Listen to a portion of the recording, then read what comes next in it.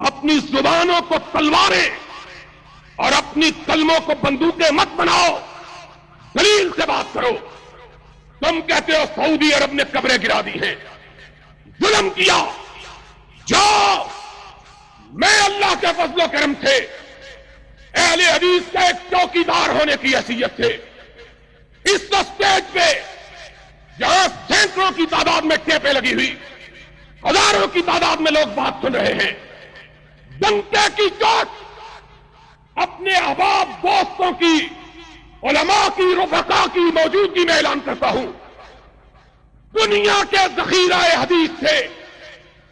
ایک حدیث نکال کے دکھا دو جس میں نبی یہ کائنات نے قبروں کو پختہ بنانے کا حکم دیا ہو۔ صرف ایک حدیث، صرف ایک حدیث، صرف ایک حدیث۔ کعبے کے رب کی قسم ہے، کل تمہارے ساتھ میں مل کر سعودی عرب کے خلاف جلوس نکالوں گا اور کہوں گا کہ پختہ قبروں کو کیوں گرایا ہے، یا بتلاؤ نبی کی اپنی بیوی، وہ بیوی کہ جس کے مرنے کے بعد بھی نبی اس کو نہیں بھولا ہے۔ ام المومنین عائشہ نے کہا رضی اللہ تعالی عنہا، مجھے نبی کی زندہ بیوی پر کبھی رشک نہیں آیا، کسی پیار تھا نا نبی، اور جس سے پیار ہوتا ہے آدمی اس کی نگاہ کو پلٹتے ہوئے دیکھنا بھی گوارا نہیں کرتا ہے، اس کی نگاہ ذرا پلٹتی ہے بے چین ہو جاتا ہے۔ صدیقہ کائنات کی کل کائنات نبی کا وجود اقدس تھا، اس نے خود کہا مجھے کبھی نبی کی کسی زندہ بیوی پہ رشک نہیں آیا، آیا تو خدیجۃ الکبریٰ پہ آیا، میں نے اس کو دیکھا بھی نہیں تھا۔ ماں پھر تجھ کو رشک کیوں آیا؟ کہا جب بھی خوشی کی بات ہوتی میرے آقا کہتے کاش آج خدیجہ موجود ہوتی، جب بھی کبھی غم آتا نبی کہتے کہ خدیجہ کیسی عورت تھی، جب لوگ مجھے زخم لگایا کرتے وہ اپنے دوپٹے کو پھاڑ کے مجھ سے مرہم رکھا کرتی تھی۔ خدیجہ وہ خدیجہ، کہا قربانی کا دن آتا نبی کے رشتہ دار بنو ہاشم کے سردار موجود ہوتے، نبی یہ کائنات گوشت تک کیا تھا، اپنی ازواج مطہرات کو فرماتے میری بیویوں گوشت کی تقسیم کی ابتدا کرنی ہے تو میرے خدیجہ کی سہیلیوں سے کرنی ہے، سب سے پہلے قربانی کا گوشت اگر بھیجا جائے تو میری خدیجہ کی سہیلیوں کو بھیجا جائے۔ ایک دن اماں نے کہا آقا کیا بات ہے، خدیجہ کو کائنات سے رخصت ہوئے 10 برس ہو گئے، آپ کبھی کسی موقع پر اس کو نہیں بھولتے؟ آپ نے فرمایا عائشہ تم نہیں جانتی، جب ساری کائنات میری تکذیب کر رہی تھی اکیلی خدیجہ میری تصدیق کر رہی تھی، ساری کائنات محمد کو جھٹلا رہی تھی اور خدیجہ میری کمر ہمت کو بنا رہی تھی، دنیا والے مجھ کو مٹانے پہ تلے ہوئے تھے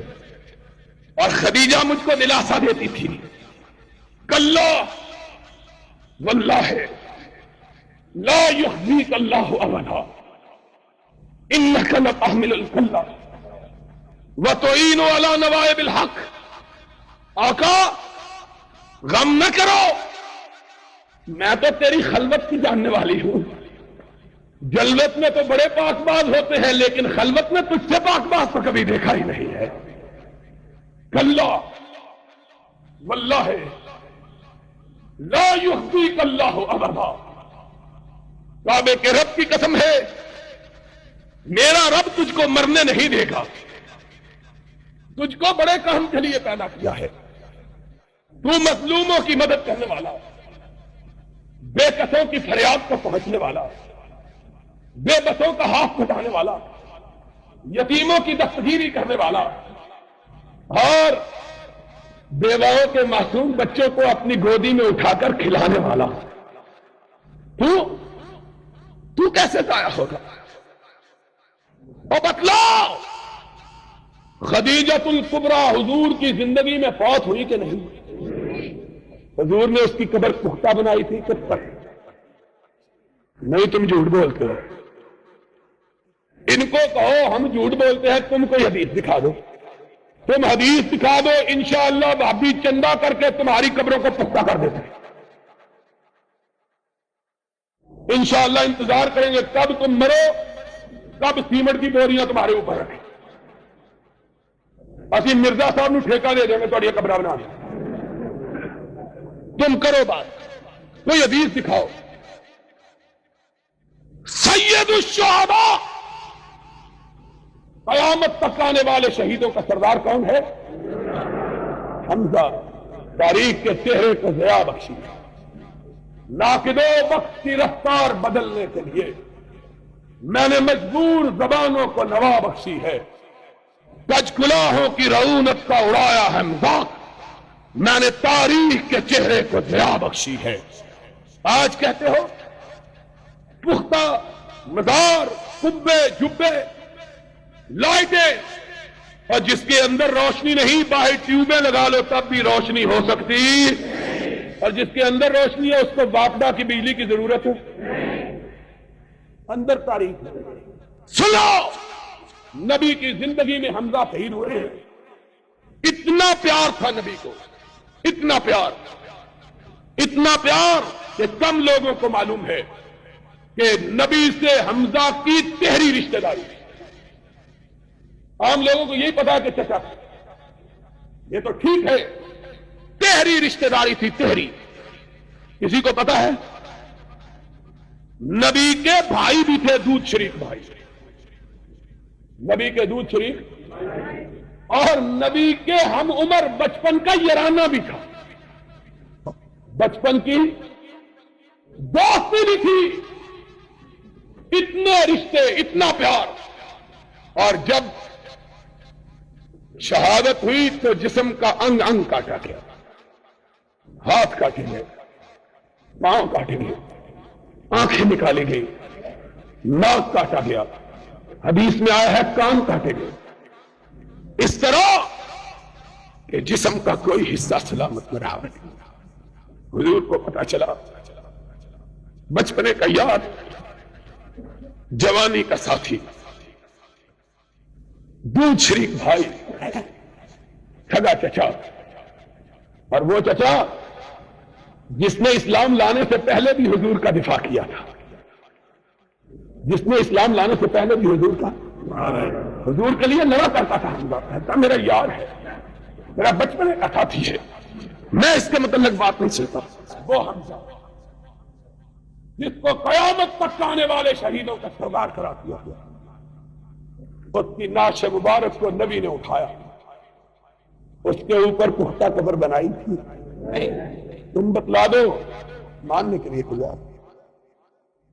نبی کے 4 بیٹے نبی کی زندگی میں فوت ہوئے، آخری بیٹا ابراہیم کہ ناز کی ان کے لب کی کیا کہیے، ایک پنکھڑی گلاب کی سی تھی، اتنا نازک ابراہیم۔ اس ابراہیم کی لاش کو حضور نے اپنے ہاتھوں پہ رکھا، بڑھاپے کا آخری بیٹا، لبوں پہ الفاظ ہے